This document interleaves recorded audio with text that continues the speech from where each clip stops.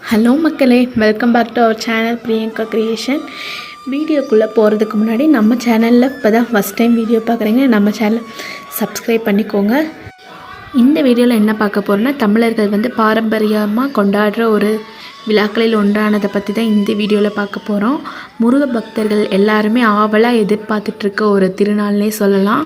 எல்லாம் எதிர்பார்த்துட்டு இருந்த பங்குனி உத்திரம் பார்த்திங்கன்னா நாளைக்கு மறுநாள் வருது. எல்லோரும் பார்த்திங்கன்னா 6 நாள் விரதம்லாம் இருக்க ஸ்டார்ட் பண்ணிகிட்ருப்பீங்க.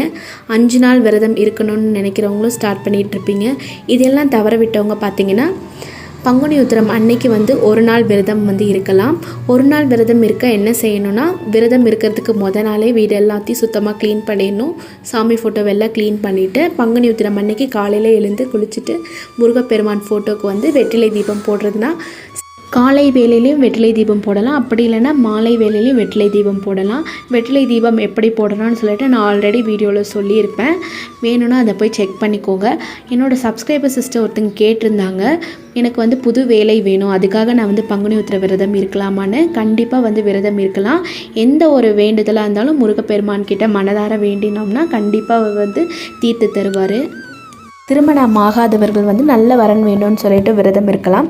திருமணம் ஆனவர்களும் குடும்பம் ஒற்றுமையாக இருக்கணும்னு சொல்லிட்டு பங்குனி உத்திர விரதம் இருக்கலாம்.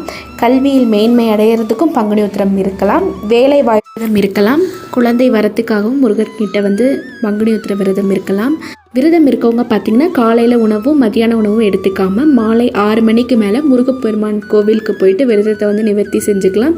அப்படி இல்லைன்னா வீட்டிலே முருகருக்கு நெய்வேத்தியம் படைச்சிட்டு அதுக்கப்புறம் விரதத்தை கம்ப்ளீட் பண்ணிக்கலாம்.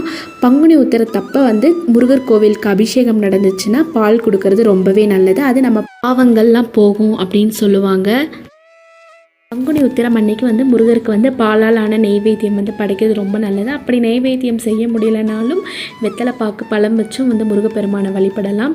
நெய்வேத்தியம் செய்ய முடிஞ்சாலும் அதை படைச்சிட்டு அதுக்கப்புறம் நம்ம விரதத்தை கம்ப்ளீட் பண்ணிக்கலாம். விரத காலத்தில் எந்த ஒரு கெட்ட எண்ணமும் இல்லாமல் முருகப்பெருமானை மனதார நினைக்கணும்.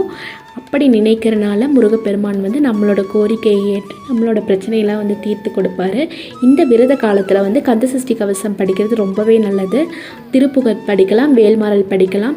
இதெல்லாம் வேலைக்கு போகிறவங்களால படிக்க முடியலனாலும் ஓம் சரவணபவ மந்திரத்தை 108 டைம் முருகர் ஃபோட்டோக்கு முன்னாடி உச்சரிக்கிறது நல்லது. இதோட இந்த பதிவை நான் நிறைவு செஞ்சுக்கிறேன். இந்த வீடியோ உங்களுக்கு பிடிச்சிருந்தா நம்ம சேனலை சப்ஸ்கிரைப் பண்ணிக்கோங்க. மறக்காமல் உங்கள் ஃப்ரெண்ட்ஸ் அண்ட் ஃபேமிலிக்கும் ஷேர் பண்ணுங்கள். ஓம் சரவணபவ.